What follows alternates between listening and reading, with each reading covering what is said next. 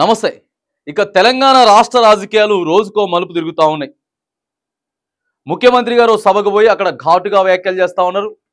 ఆ తర్వాత మళ్ళీ దాన్ని ఉద్దేశించి ప్రతిపక్ష నాయకులైనటువంటి ప్రధాన ప్రతిపక్షంలో ఉన్నటువంటి ప్రధాన లీడర్ హరీష్ రావు, కేటీఆర్ ట్విట్టర్ ద్వారాగా ఈ నాయకులంతా కూడా మరి మాట్లాడుతున్న సందర్భంలో ముఖ్యమంత్రి గారు రెచ్చగొట్టేటటువంటి మాటలు మాట్లాడుతూ ఉన్నాడు. కానీ ఏదైతే ఆయన ముఖ్యమంత్రి పదవిని చేపట్టడానికి ముందు ఎన్నికల కంటే ముందు ఏవైతే హామీలు మాటలు ఇచ్చారో అవన్నీ విస్మరిస్తా ఉన్నారని చెప్పి మళ్ళీ ఒకసారి హరీష్ రావు తాజాగా ఈరోజు ఫైర్ అవుతా ఉన్నాడు. మరి ఒకసారి ఆయన మాటలు కూడా ఒకసారి విందాం.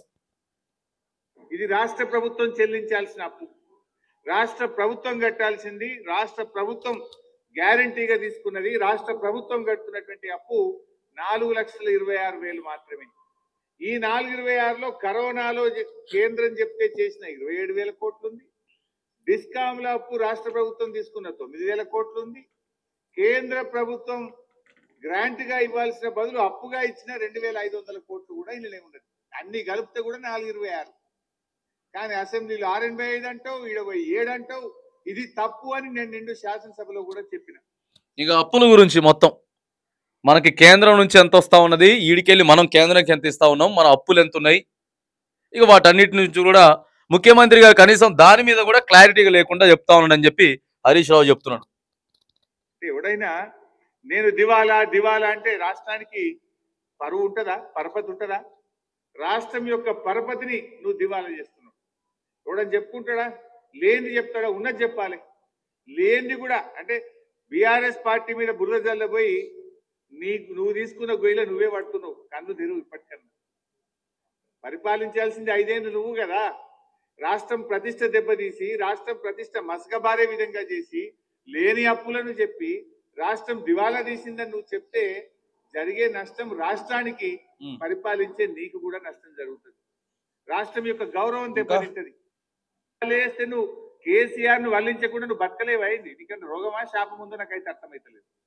మాట్లాడట కేసీఆర్ ని తింటావు. నువ్వు ప్రజలకు ఇచ్చిన హామీ ఏంది? ఇప్పుడు ఓట్లున్నాయా, సీట్లున్నాయా? ఇక రైతుల గురించి ఆలోచించు, మహిళలకు ఇస్తా అన్న 2,500 గురించి ఆలోచించు, వృద్ధులకు ఇస్తా అన్న 4,000 పెన్షన్ గురించి ఆలోచించు, రుణమాఫీ పూర్తి చేయి, వానకాలం పంట పూర్తయితుంది, ఇక రైతు భరోసా 7,500 చెప్పనై. అరే పిల్లలంతా రోడ్ల మీద, పురుగులన్నం తినలేక రోడ్ల మీదకి వస్తున్నారు. ఇక ప్రతిపక్ష స్థాయిలో హరీష్ రావు మాట్లాడుతూ ఉన్నాడు. మరి ఇక రాజకీయ వీళ్ళు ఎట్లా అంటే విమర్శలు ప్రతి విమర్శలు చేసుకుంటున్నారు. కానీ వీళ్ళేమో ప్రెస్ మీట్లు పెట్టి ఇచ్చినటువంటి హామీలు, గ్యారంటీలు అన్నిటి గురించి మాట్లాడతారు.